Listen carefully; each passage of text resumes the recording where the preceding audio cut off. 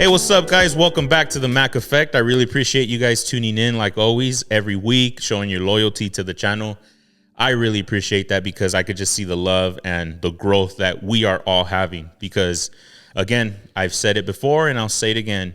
The reason why the Mac Effect is here is because I want to show you guys that dreams, goals, passions that you desire are achievable, and I'm trying to reach them the same way I hope you guys are trying to reach them. And like always, I'm always doing my best to bring you guests that are either going to inspire you, uplift you, show you that, hey, it is tough, but it's definitely manageable. And with that being said, today I'm bringing to you guys someone special to my life, to Jackie's life, to a lot of people's lives, to be honest with you, because one of the things that this man does is he doesn't just introduce people to houses, he helps people create homes.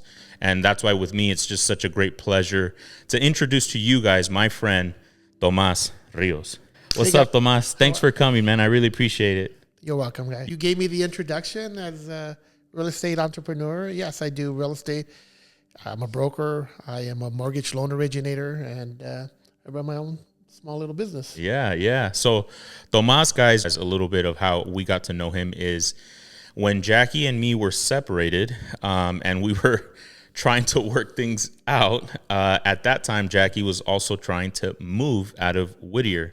And when me and Jackie were talking back together, Tomas was the real estate agent that was helping her at the time looking for different properties. How many properties did you guys take a look at? Your wife is picky. Jackie, but look at this house. It's a beautiful house. Yeah, I remember because when you guys I went to a couple houses with you when you were showing her. Not the first initial ones because it's complicated, but we still weren't officially talking when she started shopping. But I'm actually the one, Tomas, that encouraged her and said, bump up your spending limit just a little bit. See what you're already going to go big and see what a little bit more bang for your buck can do. And then that's how this house came about. Yeah, I mean, we were all over the Richter scale. I mean, we were looking at different properties in different areas. Didn't really know where you guys wanted to move to. But, just searching and finding that right property was probably the thing. Yeah. So, Tomas, speaking in regards to, helping Jackie, like I've never really asked you this question, but how was it for you? Because obviously she's your client, you're taking her around different places to see different homes. And then all of a sudden this dude shows up and he's also in the mix now. Like, how was that for you? Like, what did you think of that? Well, you got to remember, like I met you after. Yeah. And I found out that you were also a real estate agent. Right, I was like, oh, he's gonna, jump in and take my business. I mean, I was like, okay, well, I always say bless your family first, Correct. But then after talking to you, it was like, no, I have it, but I'm not practicing, and I was like, okay, right on. Yeah. But how was it? I mean, I knew about Jenny Rivera. I just didn't know about the family. Like the situation Jackie was in or anything like that? Nothing. Yeah, got it. Okay. I had no idea what the backstory was. Got it. Okay. Jackie. Nice. Yeah. Well, I like that you're sharing that because I'm not going to lie to you, Tomas. One of the things that I love doing is I just like being completely open and honest with people. The question did come up. I'm not going to lie to you. With me and Jackie, I did kind of ask her, I'm like, hey, I have a real estate license. Like, you're just going to give that commission to someone else. But then she was, because Jackie, and I think a lot of people know Jackie. Jackie has such an amazing heart. And she was like, babe, you know how many houses he's shown me? Like, you know how much work he's put in? And I'm getting chills, but at some point, she made me realize, you know what? Nah, she's right. Like, he's done it already. Like, he deserves this. He's put in the work. And my goodness, did you put in the work? Because at that time, too, my wife was being either dealt with a company that I was not a big fan of at the time. I felt like they made everything so complicated. Was it? Well, you know what? I'm going to be all fair and honest here. As a real estate broker and a realtor, you have a fiduciary duty of privacy So, aside from what we saw, Got it. anything else beyond Okay. beyond that, I cannot really share with Jackie. Just I know she's your wife, but I get what you're saying. And you know what? I value that. without her permission. Yeah. Yeah. But Okay. it was fun. All right. I just can't go into too much details of anything Well, else. once again, love it. Maybe that question, you just slammed the door on my face right now, and it's all good. But it shows our viewers, this guy takes his job very serious. One thing that I have learned through Tomas is, like, the guy's awesome. Like, he's fun, he's funny, he's joking around. But when it comes to getting the job done, he gets the job done. No, I mean, I'm not shutting the door. I know. No, Tomas, it's the truth. It's just. It's the truth. You have rules and I don't know what's the word to say, but like confidentiality agreement. Like, you have a fiduciary duty, or what's it called? It's a fiduciary duty to your client. Exactly. So I'm just trying to make it dumber, like in simpler terms. But No, but we can talk about Yeah. the transaction. We just can't go, in specific. You could talk about me, and we can, I said, oh yeah, your wife was picky, and that's most of my clients, Yeah, But okay. But Awesome. I didn't ask her if I can talk freely about her situation. Staying in the subject of real estate. Is this something that you've always done, or did you have previous jobs before this? No, everyone has stepping stones. Okay. No. So what were you doing before real estate? I was a event organizer, a club promoter. Nice. Yes. Hence the nickname. Yeah, I started off straight out of high school. I mean, we were doing house parties back when their East LA parties were going on. Dope. I was part of a party crew, and it all started back then. Lo ven muy serio, lo ven así bien presentadito y todo, but this guy's a party animal, let me tell you. Nah, I I was just an kidding. event organizer, so I would, situate the, location, get everything, design everything, get everything going, and then throw the events. Nice. We were young, right? For sure. There was party crews in East LA, Chaos, Operation Next, Madness. I love it. Rescue. And we were doing events. And then when the events got a little too crazy, we moved them to halls because they were all ages. And then when those got too crazy, we moved them over to 18 and over. And the crowd just kept, growing with you. So then, it was a career of events. And then when I went to college, I was doing college parties. And then we had a couple other people from other universities, other Cal States that were doing parties themselves. And they were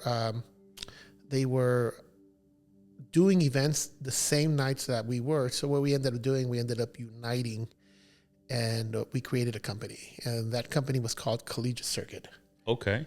And Collegiate Circuit then started dominating the college scene, where we started doing events where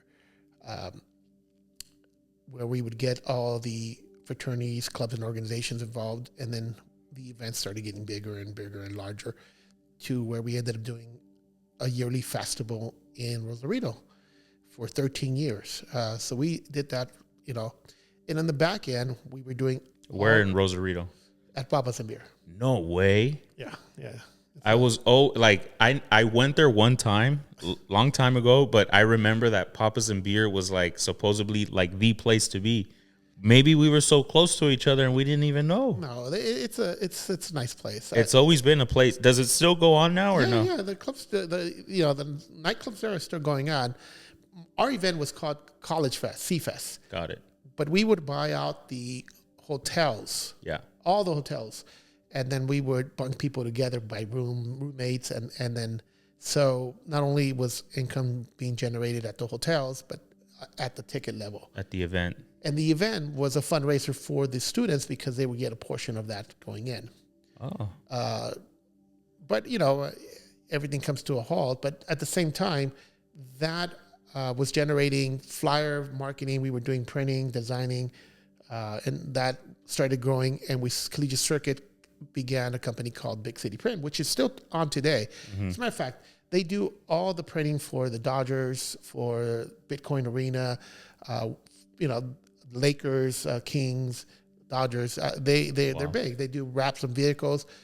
But in 2008, as you're growing, you start jumping into businesses. And then around 2005, even though I had this part-time as a promoter, that's when I jumped into real estate, started doing loans back in 2005, 2008 under the umbrella of a corporation. So when you were a promoter, at that time, I got to share with people, Tomas, it's such a cool thing. My son Jordan didn't even believe this was your nickname. What was your nickname? My nickname, or what is your nickname? My nickname is TomCat. TomCat. I went by TomCat.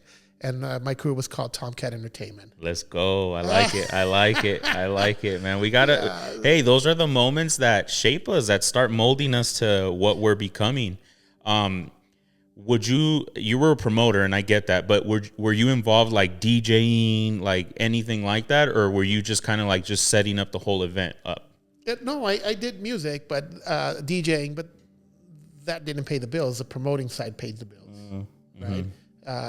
Because that's where the money, you control the money and you pay it out, right? Correct. So it's all about leveling up. Right. So for collegiate circuit, for College Fest and other events, University 100, my partners were Sal Magdaleno, Joe Sandoval. We had Danny, rest in peace, Barbosa. He was my best friend, and then myself. So we organized this, and then it was good. I mean, our competition was we would always go head up on the same night. Electric Daisy Carnival. They would do their whole raves here, and they would pack it up, and we would do all south of the border, and we would pack it up. So different events, but we were competitions. And as a promoter here in LA, I was known for, I participated in Sweet Sundays, a small percentage. I had 15%. I was a head promoter for Thursdays at Vertigo's on Thursday and Club London Vertigo's on Sunday.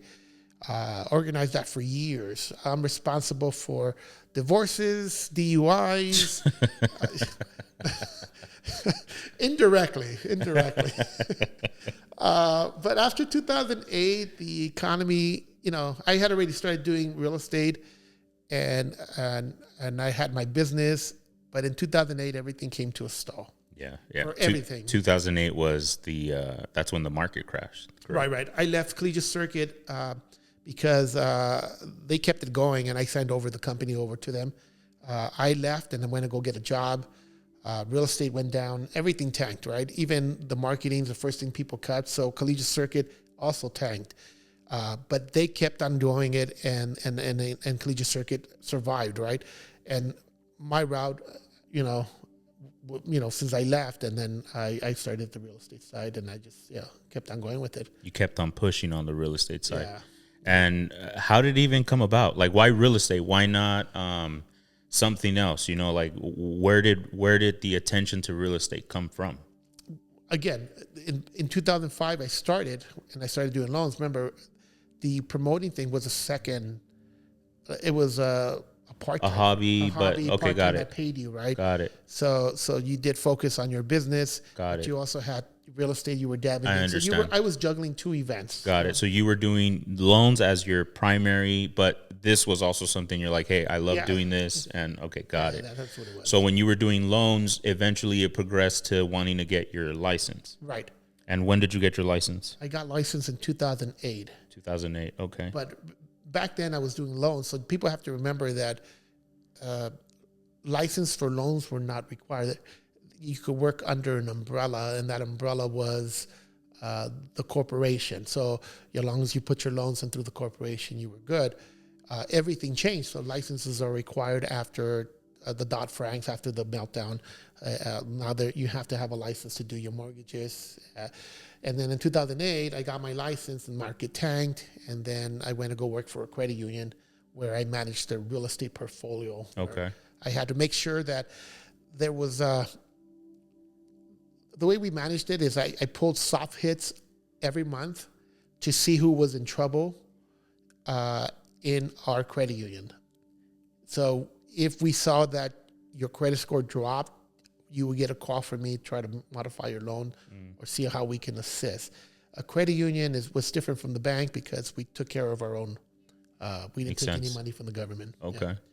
And when you said you got licensed, it just because I'm trying to understand, and I know my viewers and listeners are watching and are hearing, my man is filled with knowledge. Like anytime I call him and I ask questions, like he kind of knows the playbook in the back of his head, but he also understands it changes every year. It changes every couple weeks. It changes every month or whatever, right? Yeah. So he's always like, but I got to check and verify.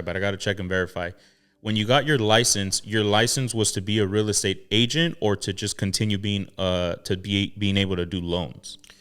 No, it was just to do real estate, to do an agent. Okay. The issue with loans, once it got Dodd-Frank came out with their findings, and they said in 2010, correct, everyone had to be licensed to do loans. Got it. Okay. Yeah. I just wanted to follow that along. So then as the years progressed and you were doing loans, because now you're a broker, right? Which is awesome, man. Like, first of all, congratulations on that. How long have you been a broker now?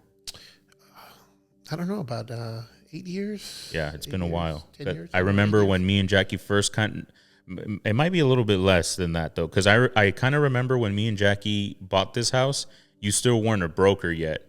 And that was like about 5 years ago. But when you did it, I was like, I'm so proud of him, because just to be a real estate agent and to pass that test is tough. To be a broker, bro, like, man, the studying that one has to put in. I'm just thinking, like, you might be right, because I just got it could be about 6 to 7. You were the broker too when you helped us here? I don't remember. I mean, you could be a broker. No, this one was under a company. You could be a broker and park your license with another brokerage. Okay. You could be an associate broker, but I think I was just a regular broker, real estate. Got it. When you got this, how long you guys been here? 5. 5. Going on 6 now. I don't know. It's hard to say. I can't remember. I have to look at my license. Yeah. Okay. Yeah. But regardless, bro, again, congratulations on that step. What made you decide, you know what?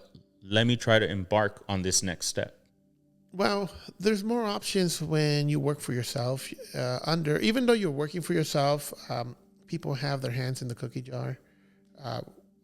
If you're a broker and you park your license with another broker, you are an associate broker. So, so you have more decisions to make. Give discounts instead of taking it up the ladder. Hey, can we give a discount here?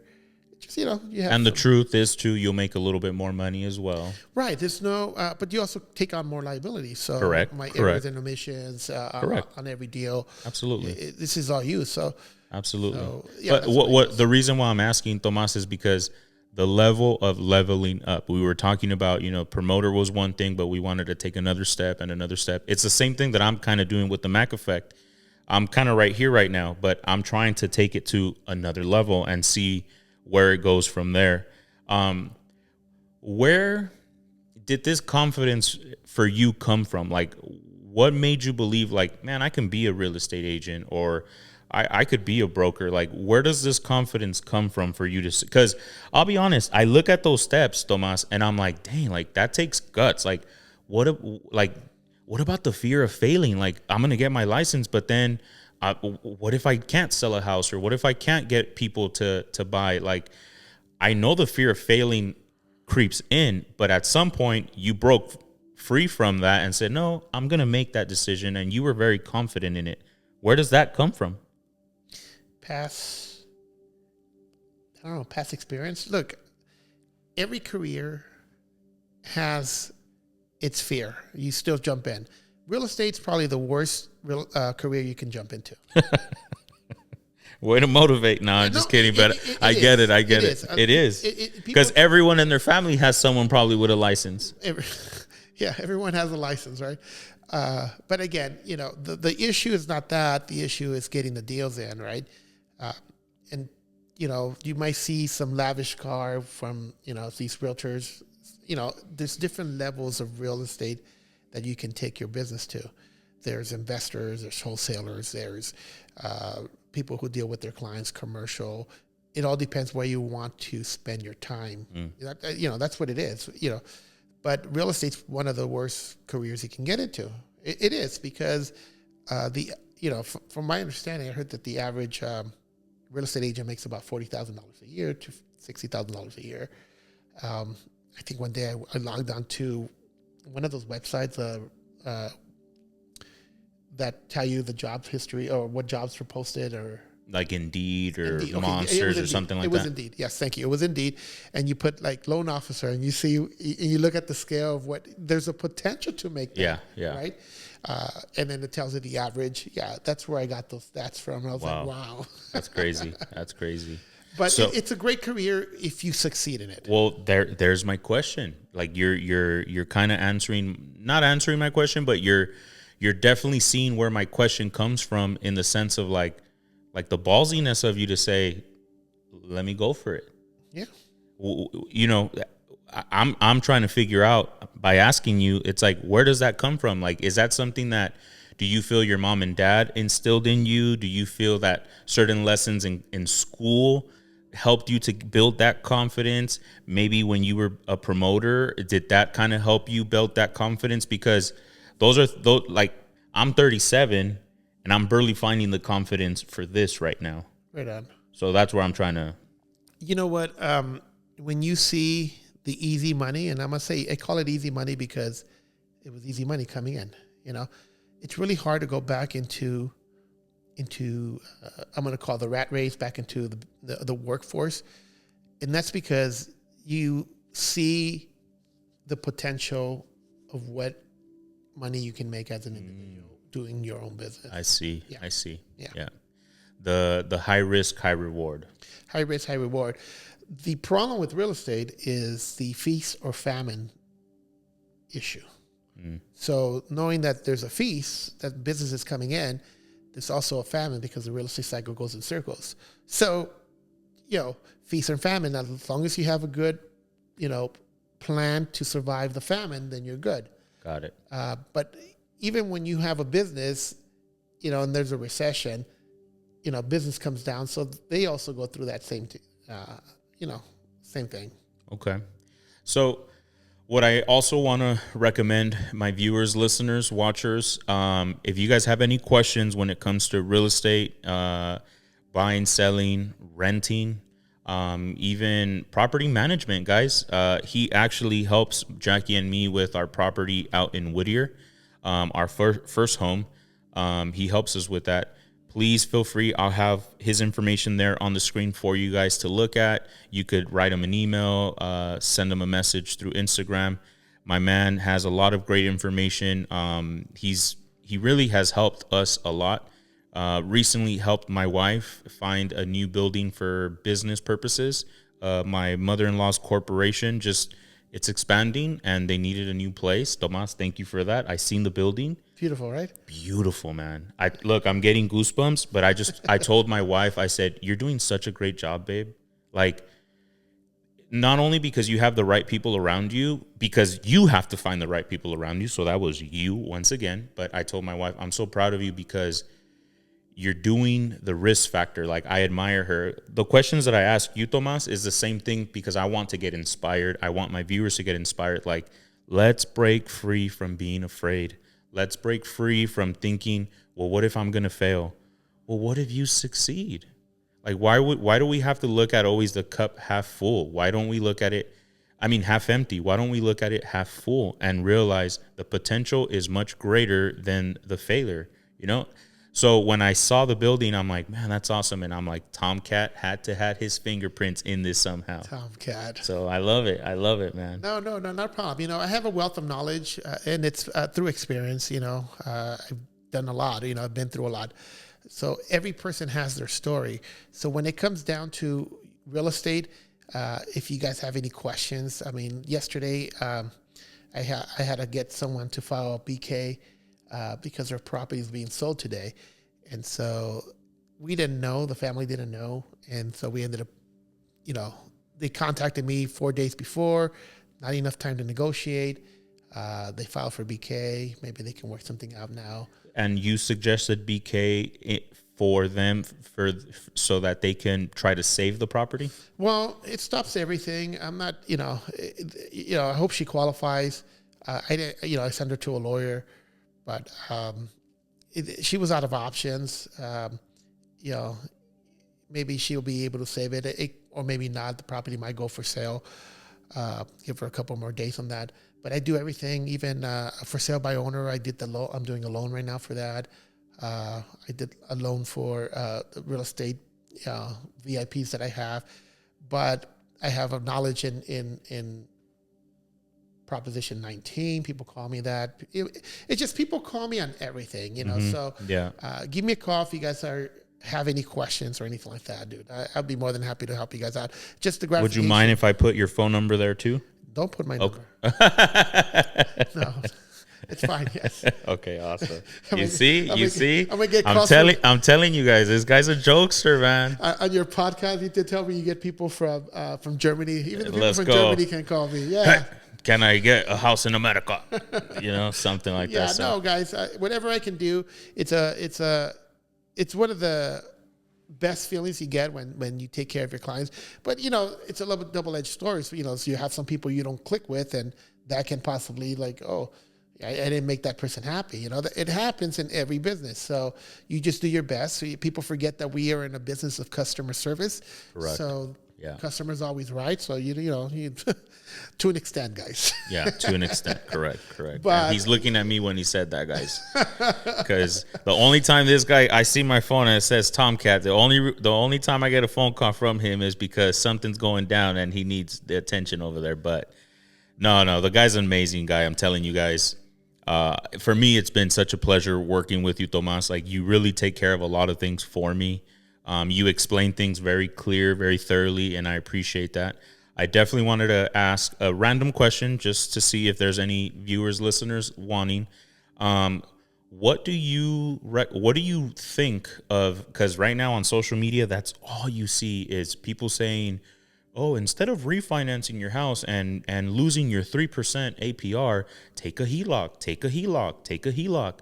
What are your thoughts on HELOCs? HELOCs, I don't know. The problem is that every person has their own financial situation going, and if you need to go that route, you can go that route. That's fine. It's called the golden handcuffs right now because everyone's married to an interest rate that's so low. Yeah. And they don't want to refinance their first, which is dumb. I don't think people should do that. I think people should hold on to their interest rate. And if they need to get cash, then go ahead and do the HELOC. But it has to make sense financially. Yeah. The bank's not going to loan you more money than what you can afford. Yeah. They don't want to put you in a worse situation, but only you know your situation. No one else does. And so for me, guys, you see, like, what I take from that is that every situation is so different that the answer to a HELOC could be yes, but the answer to a HELOC for that other person can be a no, or the answer to 10 people should be maybe that's not the best thing you should do. And for some people it is. So this is why it's best to call, because once he sees the numbers, once he sees where you're at, how you're doing, what's going on, then he can make the suggestion to say, maybe it is best for you to do a HELOC, or maybe it's best you don't do it, or what have you. So that's why these questions, like the one that I just asked right now, it's always best to have that because it changes from person, families, and all that stuff. Yeah, it does. It changes from person to person. Tomas, we're talking a lot about business. The Mac effect's not going to affect me. I am not about to go there, guy. I saw your. We're talking a lot about business, Tomas. Let's keep it in the business. Tomas, you're not single, Tomas, right? You're not single. I am not single. You're married.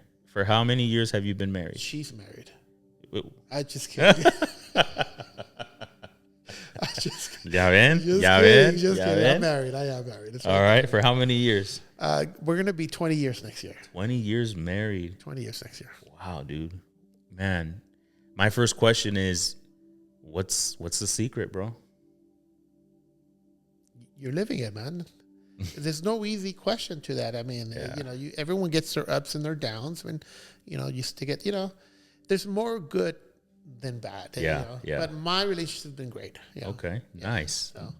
And because again, we're talking about, you know, your promoting years, your DJ years, your TomCat years, your license for real estate, your license for brokerage.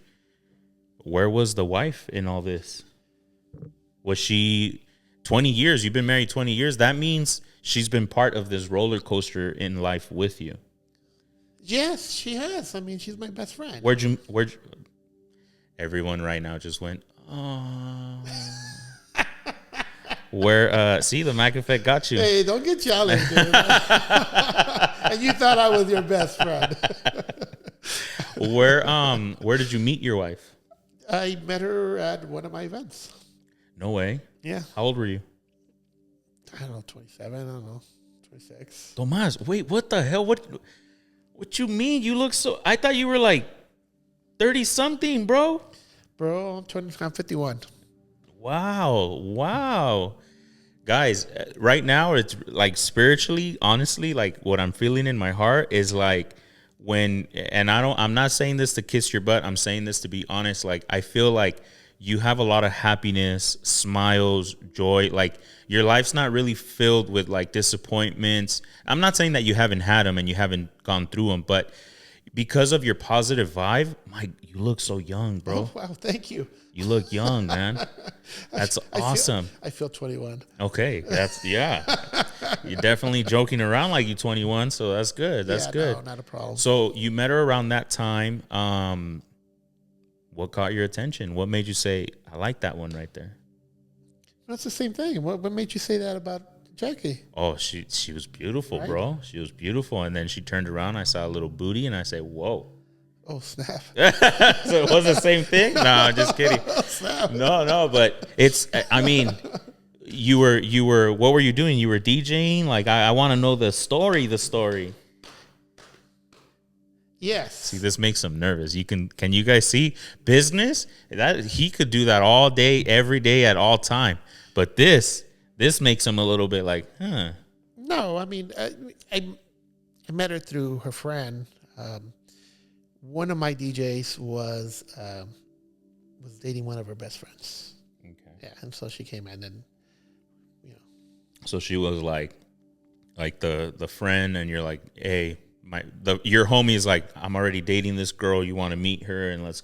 He's not my homie. He was, I haven't spoken to that dude in years. At that time, he was. Right? But okay, all right. And how did it go, Tomas? Like, I mean, eventually you decided to marry her. Do you guys have kids? Yes. I know the answer to that already, but they don't, so that's why. Mike, you know the answer to this. Yes, I got three boys. 3. What are their ages and names? I got 17. 17. Mateo.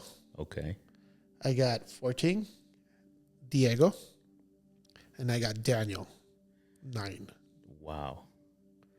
And this year, they're all 10s or 5s birthdays, so they all have to have a birthday, right? We have one turning 10, one's turning 15, and one turning 18. They're all stepping stones. Guys, we need to sell homes. My friend needs funds to. I got 3 family guys that have to do. He needs to sell. He needs to make money for these parties. But wow, all right. Yeah. So 3 boys. Did you and your wife? See, I go with the flow. Like, I'm trying to feel like, did you and your wife ever think of like, we're missing the girl? Well, yeah. I mean, I have 5 brothers. Yeah. 5 brothers. No sisters. Oh, okay. And from the 5 siblings, which one are you? Are you I'm in the middle. You're in the middle. I'm in the middle. Okay. I have 3 older brothers and 2 younger brothers. Nice. Okay.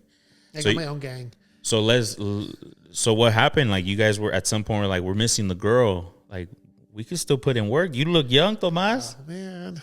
Can't put in the work, man.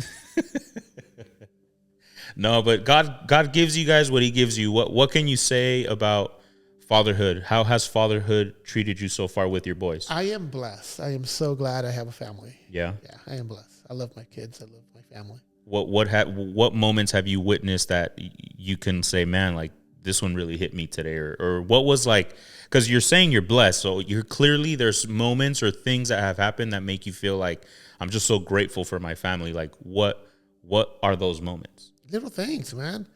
Like literally, you're working and all of a sudden someone comes and hugs you. Yeah. Yeah, like little things, like Yeah. stuff that I do to them, they do to me, right? Yeah. Like okay, like I'm working and all of a sudden someone comes and kisses me in the head. Yeah. I'm like, oh wow, okay, Crazy. Yeah. My little ones do that. It's crazy. It's cool. Yeah. I like it. And because JJ the other day, I dropped him off at school, and JJ's the youngest one. He's 4. I dropped him off, and I even called Jackie as soon as he did this to me. I dropped him off, and he said, "Bye, Dad. I love you." And that's normal because I hear him do that every day, every time I drop him off. But this time, as he was walking, he turned around, and then he said, "Have a good day." Oh, that one hit me, bro. I don't know why, but that one hit me. That one made me go like, why does that one make me want to cry right now? So I called Jackie and I said, he said this to me. And I don't know, it filled my heart up where it's like, dude, you could have pissed me off that morning so bad, but like just one little thing that you do just changes my whole day. And I really appreciate that. They all have their different characters. Yeah. They all grow up. You're going to start seeing your kid. You know that from the other. Correct. But they all have their own personalities. It's just crazy. What have you noticed in each of your boys? Like, what's different between each one of them, like character-wise? Well, I have one that's very adventurous. He wants to go everywhere. He wants to do everything. He wants to go hiking. That's so cool. That's the ego, right? He wants, Who do you think he gets that from, you or the wife? I don't know. I mean, my wife used to say that when I would leave my events back in the day, that it would take me an hour to get out of the club or get out of the event. And that was because I would be shaking my hand with everybody. Socializing. Say, hey, I'll see you later. Bye, blah, blah, blah. Your connections, yeah. I see that in Mateo. Like I'm trying to pick him up from school or from an event, and he's going around, going back in, shaking everyone's hand, saying hi to everybody. And then I get that from my mom because my mom, we used to go like, remember the RTD, the buses? She would hop on the bus and she would say hi to everybody in the bus. Yeah, yeah. So it's just weird. That's cool. And then my little one is just blossoming right now. He's still figuring it out. He has his own personality. Yeah. He's trying to be a funny character. I wonder who he gets that one from. Oh, funny character. It has to be the mom. Yeah, it has to be. It has to be the mom. It has to be the mom. Yeah. Okay. All right. Man, that's so cool, Tomas. Well, look, we've hit about 40 some minutes already of different conversations. Whether you want to say the Mac Effect didn't get to you or not, we got to you a little bit. I'm trying to dig a little deeper, but all right, I'm gonna respect. But yeah. I hate my dad and I'm in love with my mom. Or what? That's. I love it because I know that's what some people think. That's all the Mac Effect is. It's like all we're going to talk about is the things that we are just dread and hate and don't like. Like, no, Tomas, that's not what it's about. That's not what it's about. But no. I don't hate my dad. I love it. my dad. I love my mom. Oh, but my mom passed away. Okay. So me and Jackie have our moms passed away, and when her mom passed and, she has the memorials, it hits me hard. That stuff hits you hard. Yeah. Yeah. Because there is times where like I see Jackie post something, like she just posted something recently of her new single. She's also doing Ya Lo Sé, but she did it in her own version and she posted a bunch of different pictures of her mom and it hits me. And I feel so bad, Tomas, but I also feel like a little bit of a hypocrite because if I tell her like, oh, I'm so sorry, like I can imagine what you're feeling. I can't because the truth is I still do have my mom. Well, everyone goes through losses. So you experience everyone's loss. Right? Correct. Yeah. So everyone hurts, right? But one thing is that when I go to funerals and it's a mother of someone passing, I just bawl. I just can't be in that place. I have to get out. It's just that. It's like, I know how that feels, right? Because it reminds you of you and your mom. Right. And I think it also has to do how people pass away, right? Some people have time to grieve during the process. Someone is passing, right? But something that happens sudden, Yeah. those are the worst ones. Yeah, correct. You know? Was your mom's sudden? It was sudden. Yeah. Yeah. So it wasn't. Sorry to hear that. It wasn't.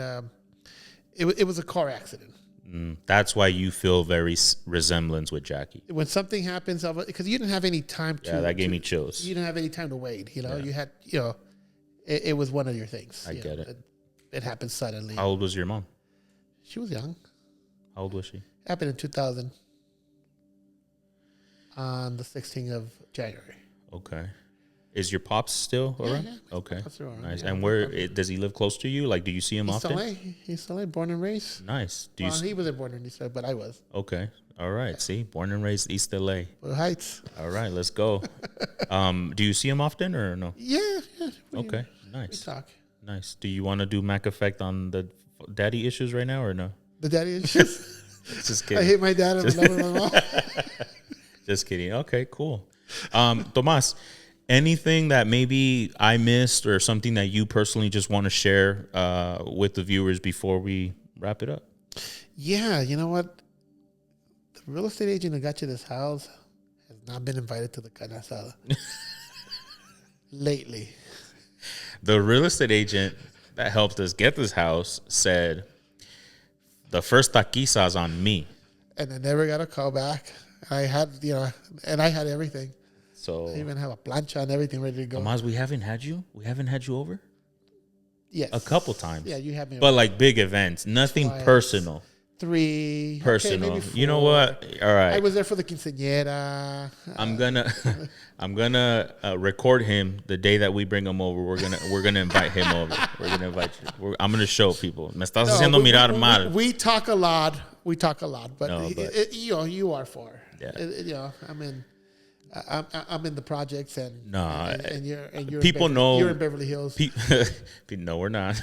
People know we're very good friends. It's one of the reasons why this guy's, I'm telling you, his hands is a little bit on everything when it comes to our stuff, because our house, our Whittier house, the new warehouse building, all that stuff, because Tomas, it's just, we trust you so much. No, I just don't want people taking advantage of my friends. Yeah, that's the last thing. Let me direct you the right way. And again, I've always said, bless your friends who are in real estate, right? Your family, because, they're there, right? You've helped my sister too with questions. Like, even if she didn't go with you at the end, you offered your services as far as like, I'll help you out. Like, we'll talk about these things. And it's like, it's not about like, of course, do you want to close a deal? Absolutely. But it's never like, if you could feel the energy, guys. I know you guys can feel the energy. It's never like, let's just, I need to be the one that closes the whole show and everything like that. It's just not like that with this guy. So yeah, see, we're gonna do the wave. It came back. See, this guy TomCat. Now you guys know where the nickname comes from. This guy's a jokester, man. Tomas. Yes, sir. Thank you so much for coming on the Mac Effect. Thank you for having me, guys.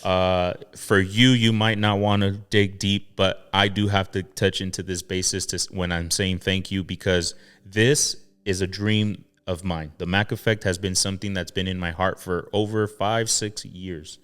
So now that it's real, anyone that comes and sits there and invests in me and gives me their time to do these interviews where we're having a good time, good conversations, it's healing something in me. So I like telling the guests around me, thank you, because when you invest, you're not just doing Mac Effect, you're healing something in me. And I just want to say thank you so much for that. So bottom of my heart, thank you so much for coming, bro. Thank you.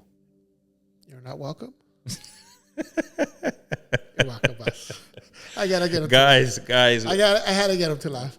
But guys, you're welcome. Thank you guys so much for tuning in. I hope we answered your questions. Guys, if you have any questions in regards to real estate, or maybe a different question that maybe I didn't ask TomCat, send it, comment it. Definitely can get it over to him. More than happy. But I hope you guys enjoyed the conversation. I know I did. I did too. We'll see you guys next week. Peace. Peace, guys. Thank you.